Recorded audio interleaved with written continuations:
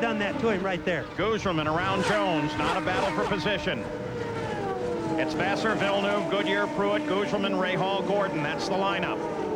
Christian Fittipaldi is 9th. Eliseo Salazar is 10th. There you see the lineup on the Valvoline leaderboard. Rahal right there on the right of your screen in the black and yellow car. Rahal is 6th. The car in front of him, Jones, is not a factor in this battle. Jones is running 15th.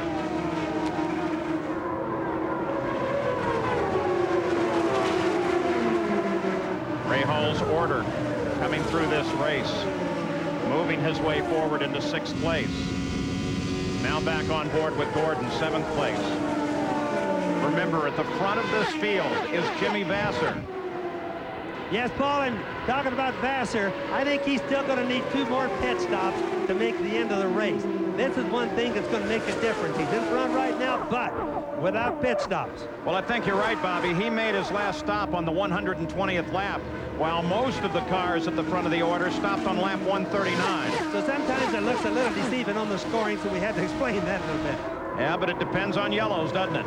It certainly does. In fact, we're trying to figure out the pit strategies, but we're also thinking some of them need a yellow, some of them really don't want one right now. Ari Landijk is in there running behind Gordon as Rahal still tries to get around Davy Jones. Rahal desperate now to get by Jones because he's got Gordon right on his tail. A very good battle for position. And he's beginning to lose track of Gougelman, is now pulled 10 seconds ahead of Rahal, on board with Gordon. This is where you need nerves of steel. A guy coming up behind you, a slower car ahead of you that you need to get by, but you can't get yourself forced into pushing too hard, making a mistake. Rahal waved at Robbie Gordon, waved him past, and Gordon comes around Rahal. Gordon still very much on the charge.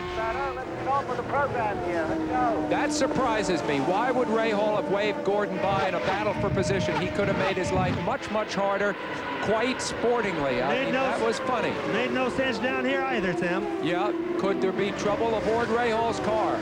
You know, he couldn't get by Davy Jones, Bobby. What do you think? He's been looking good down here. I don't see any problems. He goes by my space in turn 2. He has been running a low line off the corners. We'll keep an eye on Bobby Rahal. As the leaders come off of the 4th turn, Vassar is still the leader. Villeneuve is 2nd. Goodyear is 3rd. Oh, here comes Rahal Rahal trying to challenge with Gordon. Boy, almost gets into the side of him, though. What's going on here? Rahal waves him past and then comes back to race with him.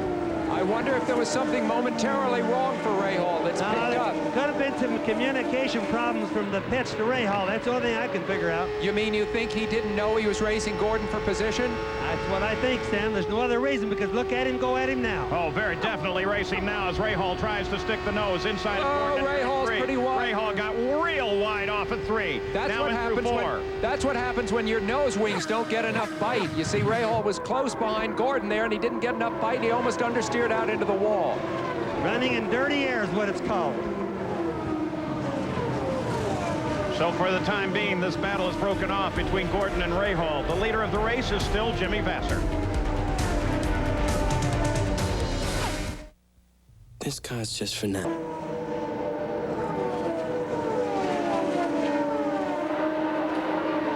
Jimmy Vassar expected in for a pit stop shortly now. He's out of sequence with the rest of the leaders. Average speed at 158 miles an hour coming up. 8 leaders, 15 lead changes. Cars out of the race. The first one's, of course, owing to that first turn accident. 45 laps to go. This is out of race at 150 laps. Paul Tracy with that broken throttle, the most recent retirement. Gougelman, Bobby Rahal continue their battle. Robbie Gordon is just ahead of him. We'll watch this fight.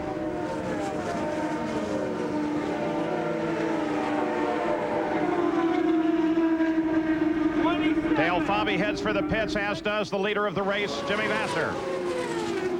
So Vassar turns down onto pit road on the 155th lap. And the new leader is Jack Villeneuve. See the debris on the front wing there? Jerry Punch is right there.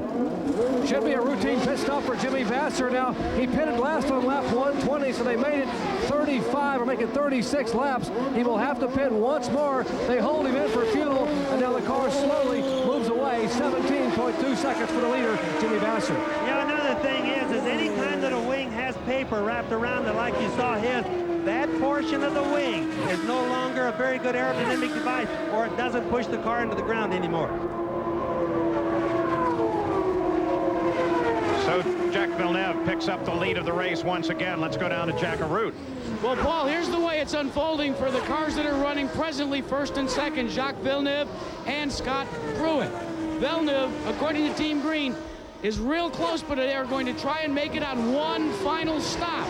They say they could be running on as little as fumes on the last lap here at the Indy 500. The same will be said for the Firestone tired Pat Patrick car. They're coming in, believe this, on lap 170, and then they're going the distance. Pruitt presently shown in second spot.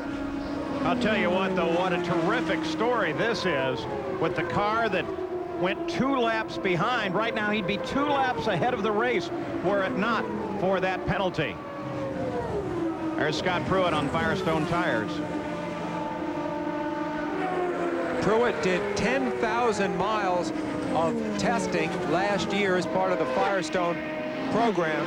We saw that piece that focused on the commercial aspects of making the right tire ever since Firestone announced they were getting back in the business, and you see Scott just ripped by the Menards there. They have really faded, but the dealers have been literally salivating, according to an article in USA Today. Sales have jumped 20% last year and another 20% this year. So racing really affects the economy, Paul. What about Mauricio Gugelmin's, Robbie Gordon's strategy? Gordon is now in 4th. Gugelmin is 5th. Gary Gerald? Well, Paul, there's not near the optimism here that we heard from the Villeneuve camp with Jack Arute. We asked Derek Walker, how much yellow would you need to make it in one more stop? Because they pitted on 139, they'd have 61 laps to go. He shook his head, said, we would need a lot. Gugelmin's camp remains optimistic. They're still hoping that there'll be yellow, that they could do it in one more. Remember, we had the early reports about their great fuel economy and fuel mileage. They're going to push it to the max, but we think here it's going to take 2 stops for both of those contenders. On board with Rahal, Gugelmin has his hands full with Bobby Rahal. Rahal lined up just behind him, has been trying him almost every corner. Remember Rahal's great drive last year, Paul, where he came up from the back of the grid to 3rd. We're seeing something very like that, a combination of patience, fox-like skills. Wow, You can watch Ari right there sticks as his Rahal nose. came out of that turn. He got way wide. He almost hit the wall, and Wright got past. Now, that's what happens sometimes when you get the dirty air. Bobby Rahal definitely been having some problems. Not a pass for position, now. That was Ari Lyondike, who is running in 13th place right now, started 2nd in the middle of the front row. Now we expect the leader of the race to pit very shortly. There's the pit board going out.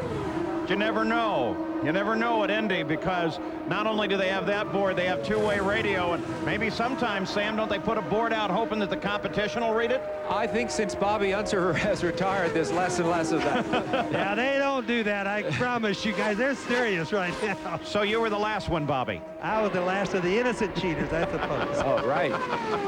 A major admission here. We've now moved into the last 100 miles of the 500-mile race. Villeneuve just 24 years old, just reflecting on Villeneuve today. Bobby, what a great day it has been for this man to make up that lost ground and to be running in a position to win the race. That's just what I started to say, Sam. One of the biggest stories today is that young man leading that blue and white car. There's Scott Pruitt, though, taking a run at him. But just to think, he got a 2-lap penalty. We almost rode him off, and now he's leading the race. First 3 cars running right together. Pit stops are due just any old time now for these cars at the front of the order, especially for Jack, as he leads Scott Pruitt down the backstretch. They talk about Jack entertaining offers from Formula One. Of course, his dad was a great Formula One driver for Ferrari. He was killed in the early 1980s. It'll be interesting to see whether Jacques makes that move or stays here in IndyCar racing. Look at Pruitt as he takes the lead, and the yellow comes out. Wow. Look what that does. That means that the pits close. We've got Davy Jones into the wall. It means that as he was going for the pits, Pruitt was able to pick up the lead from Villeneuve. Then Villeneuve saw the pits were closed and veered back out onto the racetrack. Will he have enough fuel? But a good call. Will he have enough fuel, though, now? Let's go to Jackaroo. Sam, you're exactly right. We saw it happen one time before with Scott Pruitt. Their concern on Team Green is they wanted to run this one as far as they could. They cannot afford to have the pits closed for more than one lap because they have to come in and take on methanol as soon as possible.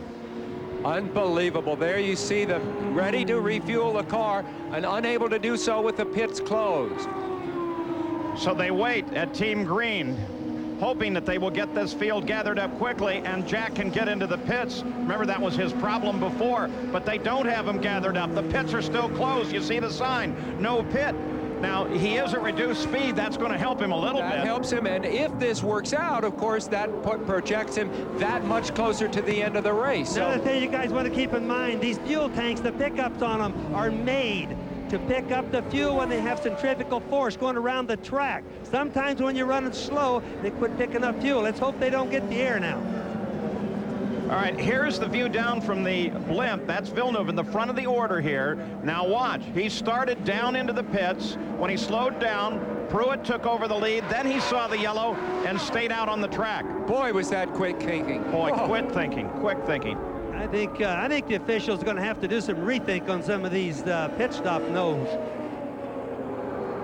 Now here is a situation with Davey, who just got high coming off at 2, right in front of the VIP suites and up against the wall.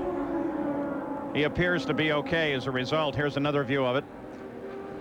He had Davy Jones did a very decent race going for himself. You've seen him able to hold off Bobby Rahal. You see him now above the groove there in the center of your screen. He's in deep trouble already. I would think, wouldn't you, Bobby? Yes, no and chance. once you get that far into the gray, where you're past the apex on the corner near the exit, that's it.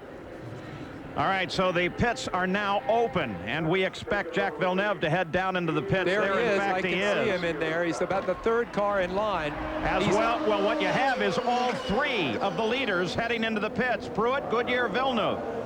Whoa. You have a situation where all the leaders come in. Keep in mind, gentlemen, the Team Green 2 years in a row have put Jacques Villeneuve and their team atop the pit stop competition here. Then earlier this year, Team Green with Jacques Villeneuve at the wheel. Jack came home victorious after a brilliant set of pit stops, put him back out in the lead in Miami. So this team knows what it takes in terms of pit stops and pit stop strategy to make themselves a winning contender. They clean off the debris. They hold him as long as they possibly can, taking on as much fuel as possible.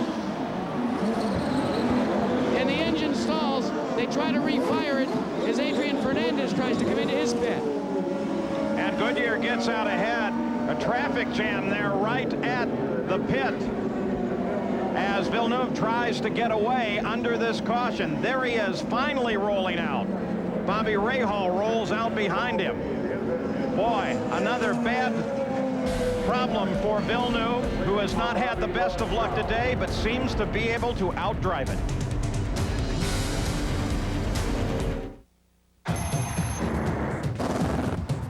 Under the caution, Robbie Gordon picked up the lead. They just called him into the pits. Part of the strategy, trying to milk the yellow just as long as they can. Second place, Mauricio Gugelmin came in as well. There he is. So both of these cars still under the yellow. Gugelmin rolls away first. Now Robbie Gordon rolls away, but